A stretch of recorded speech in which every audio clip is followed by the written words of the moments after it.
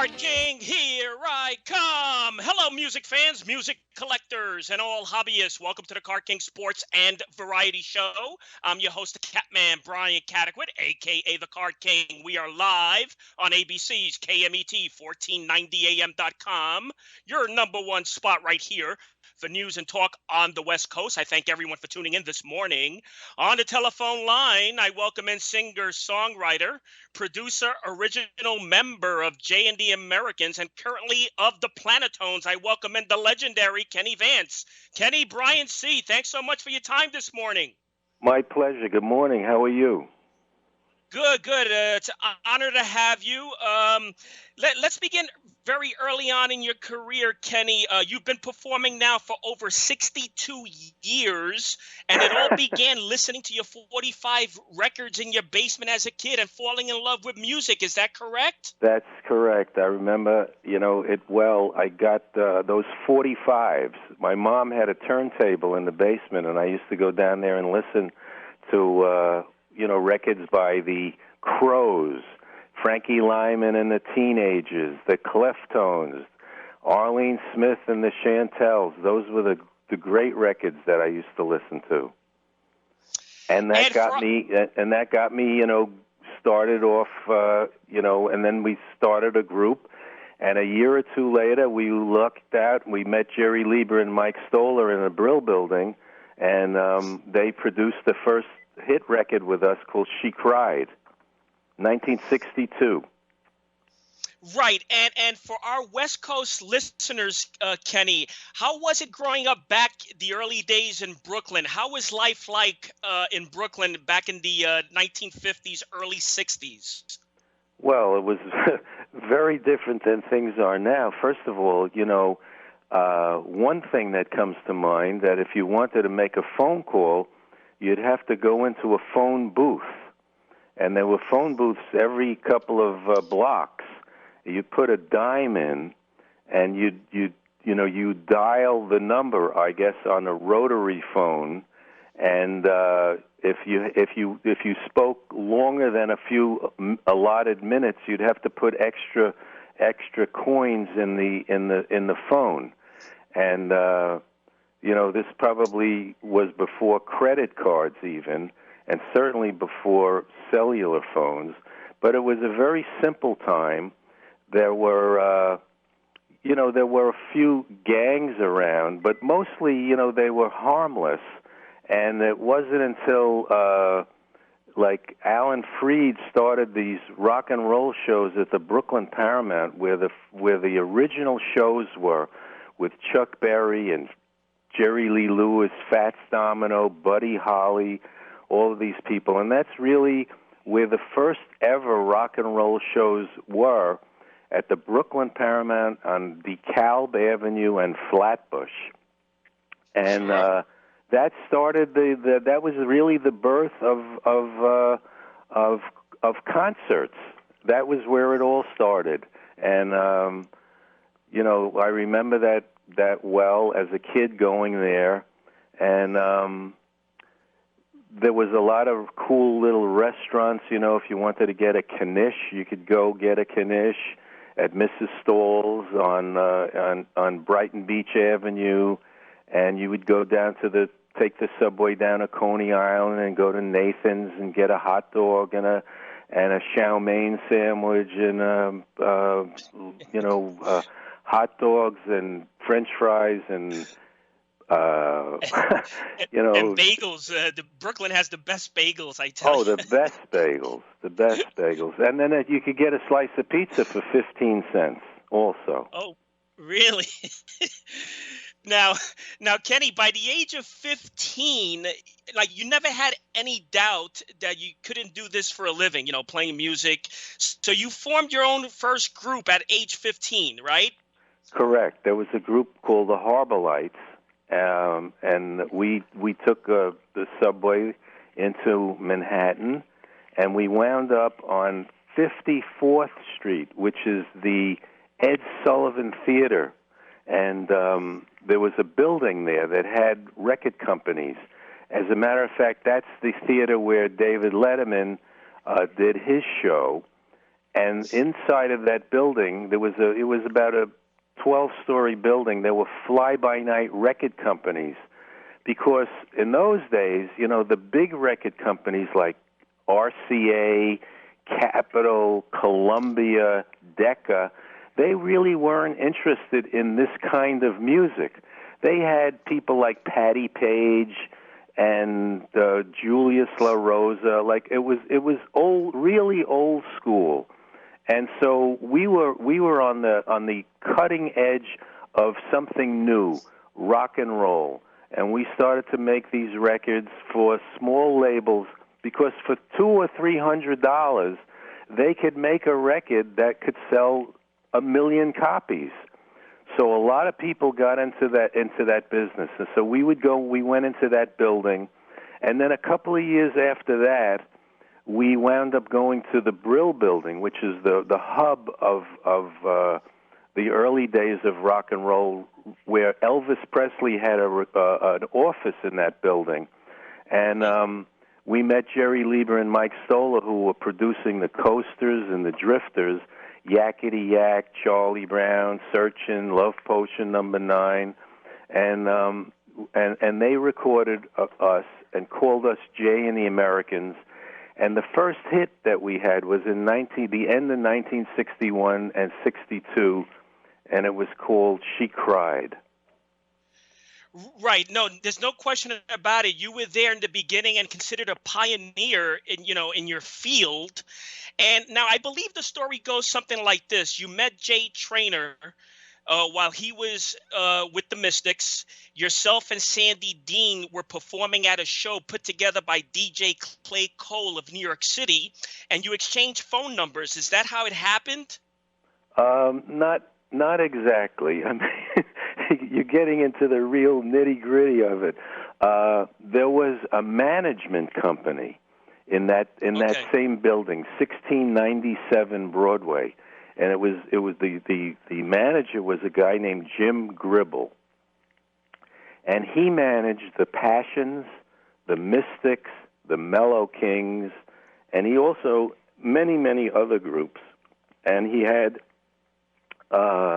he managed my group, the Harbor Lights. So so the lead singer of the Mystics left the group, and the first replacement was Paul Simon. And he actually recorded 2 records with them. I think it was called All Through the Night, and I can't remember the other. It's a few years ago. I don't remember the other side. And then the next lead singer that they had was Jay Traynor, and he sang Blue Star and White Cliffs of Dover. And we became friends because in those days they would send us in a bus, and we would go, all of these groups would go out to Allentown, Scranton, Eastern Pennsylvania, Philadelphia, and we would play at these hops, these dances, and you would lip sync your records. So we became friends with Jay Traynor. That's how.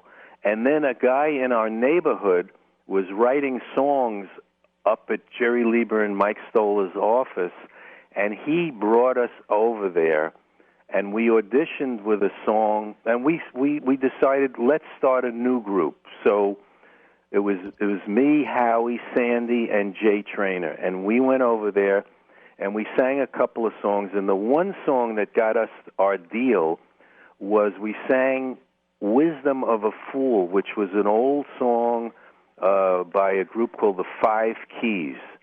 And Jerry Lieber and Mike Stoller, they signed us up, and we started to record for them. And they basically, we were a doo-wop group, and basically Jerry Lieber and Mike Stoller wanted to turn us into the Drifters.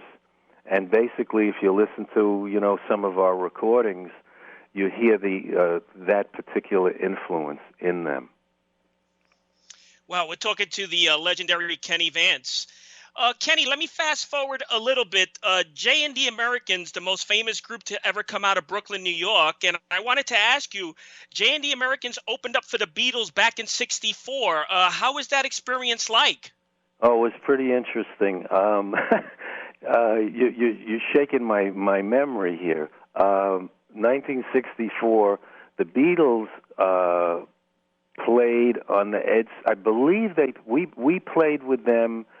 I think it was something like February 16th, 1964. It was the first live show that the Beatles ever did in America, and we were the opening act. We took a train down to Washington, D.C. The show with the Beatles took place in a hockey stadium. They had plywood over the ice, and the stage was set. And we got on, and we had these, we were doing, steps, sort of like, not like the Temptations, but, something similar to that. And then what happened was that the Beatles made an appearance at the top of the stadium, and they were surrounded by about 50 cops. And as soon as the audience got a chance to see the Beatles, there was about 20,000 people there. They let out a scream that really, if in retrospect, you think of that scream as the sound that ushered in like a new era. And they walked the Beatles down, and they got on stage, and they were screaming. The audience never stopped screaming, but it was at a time when this was before the Who and Led Zeppelin, where they had like large amplifiers. They were playing on these little amplifiers, that you'd see groups play in a Holiday Inn, and you really couldn't even hear what they were doing. And every time they shook their heads, remember the hair? They had the Beatle haircut. Every time they shook their heads, the place went even louder and crazier. So that was the experience that I got to see, when the Beatles played the first time in America. And the next day, we're taking a train home back to New York with them. And, no kidding. We were hanging out with them. And then as we're pulling into Penn Station, and they were totally cool. They actually knew who we were because we had a couple of hits in England. And, we really didn't know who they were, and they really were just feeling, they couldn't believe what was going on. They were really just a regular group that had played in Germany for a year or two, and they made She Loves You, and they came to America, and there was all of a sudden Beatlemania, but they were just regular guys. We took the train back to New York with them, and as soon as we started to approach Penn Station, you could feel the energy there were hundreds and thousands of people waiting for the train to pull in. And the train pulls in, and the door opens, and we're standing in the same car as they're in, and the door opens, and the crowd is pushing in, and they say, "Oh, it's only Jay and the Americans," and they parted. And I remember walking through the crowd and catching a cab upstairs at Penn Station on my way back to Brooklyn. I lived on Turner Place in those days, which is off of Coney Island Avenue in Church. And I got into my apartment, and I sat there, and I go, "What just happened? My God, I better get a guitar." And that's pretty much my experience, with that day. It was quite an eye opener, unbelievable. Right, and you also, Jay and the Americans also opened up for the Rolling Stones, right? We sure did that because we were like the hot American group at the time. So the bookers really didn't know, if they were going to sell it out. So I guess they figured we might as well have a hot American group, to open the show. And so Sid Bernstein, who brought the Beatles to America, he also brought the Stones. He was the producer of the show at Carnegie Hall, and we went there, and Murray the K, a big disc jockey in New York after Alan Freed, he was the MC. So we went on, and there were two shows. So the first show we opened up, Carnegie Hall was sold out, and then and people, they loved us. They knew the songs, and then the Rolling Stones come out, and it was pandemonium. And so now that show is over, and there's going to be a second show. So Murray the K comes to our dressing room, and he says, "Listen, guys," he says, "you guys got to close the second show." I go, "What are you talking about? We can't follow the Rolling Stones." So he says, "You got to do it." He says, "Otherwise, there's going to be a riot." So the Stones go on, and the place goes crazy, and they play for 45 an hour maybe, and then Murray the K comes out and he says, "Right now," he says, "from Brooklyn, New York, Jay and the Americans," and we come out and we're singing one of our hits, "Only in America," and as we're singing it, the audience in Carnegie Hall is getting up and running out the back door. They realized what was happening, and they were trying to catch the Rolling Stones as they were leaving out of the back, and we finished the song, and the audience was gone.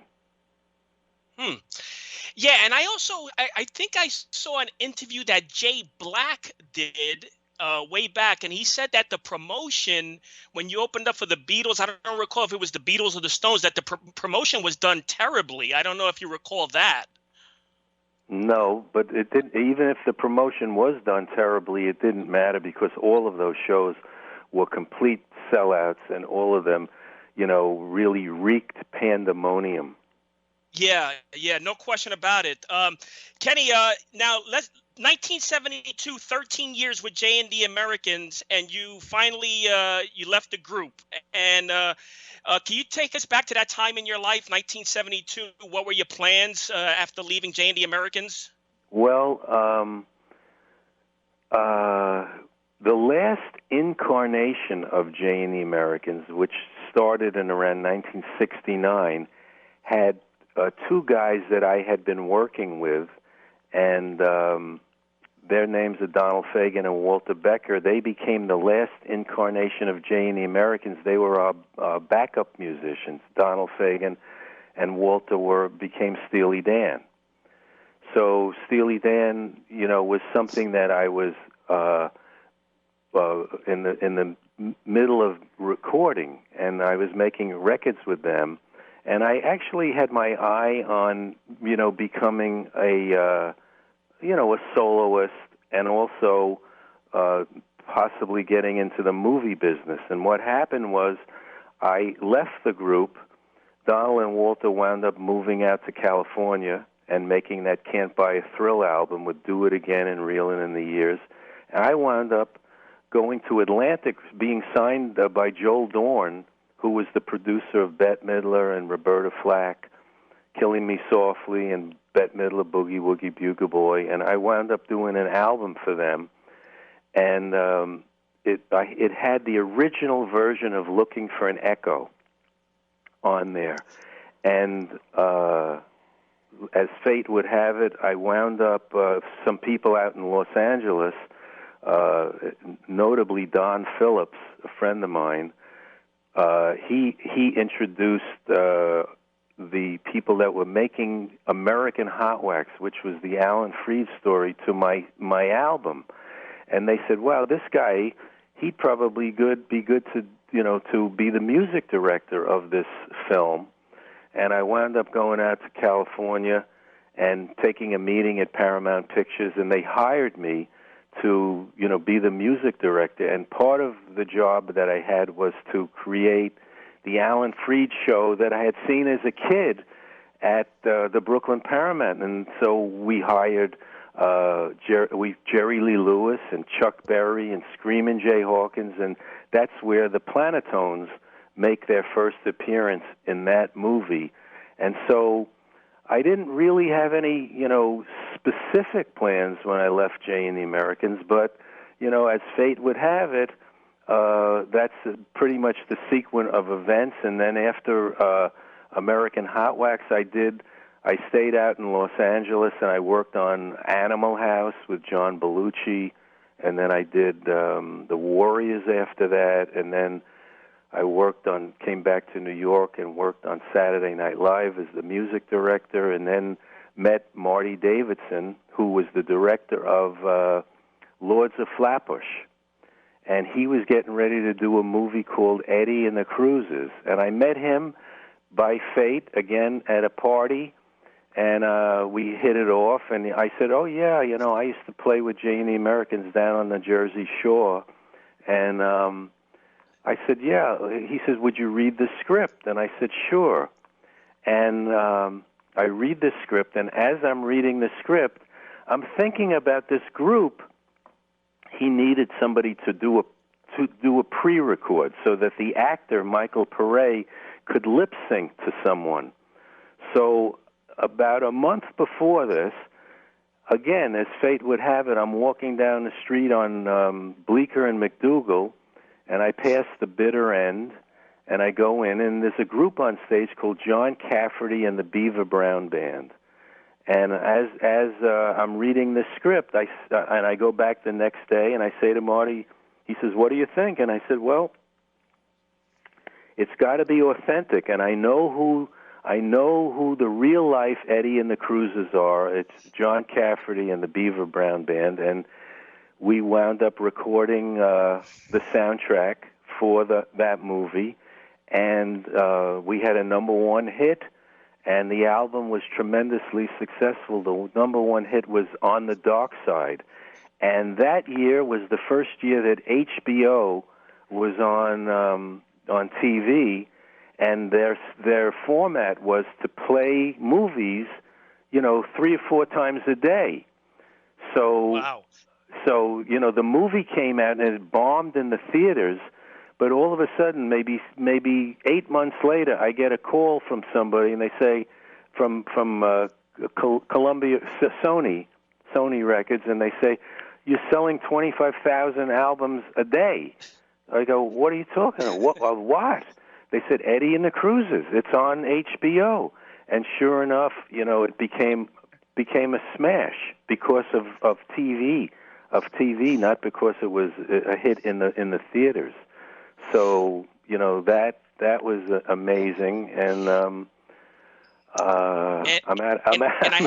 I have a couple of minutes left. You want to talk about the Planotones quickly? I got to get you back on because I had a quick mix of songs to play, but Okay. I think time is running out for me All right, here. I'll be let's happy. talk We about could the do it some other Planotones. time. And so then in 1992, so let's see, it's 85 now. And then I don't remember. I think I did Hairspray and something else. And then I'll have to refresh my memory. But in '92, I don't know. I just was sort of had enough of the movie business, and I decided, I got into this business as a singer. That's really what I want to try to do. And I formed the Kenny Vance and the Planotones because here's the story.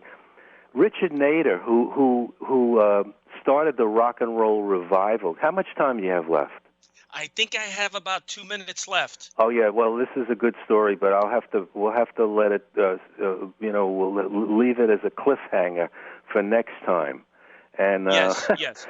that Richard Nader started the rock and roll revival, and he called me up one day and he said, "Listen, you want to come down and sing Looking for an Echo?" I didn't even know what he was talking about. What had happened was, over these 20 years that I was working in the movie business, Looking for an Echo became a cult classic on all of these small little radio stations in Waterbury, Connecticut, in friends of guys who became my friends later on were all playing this record as the anthem of doo-wop.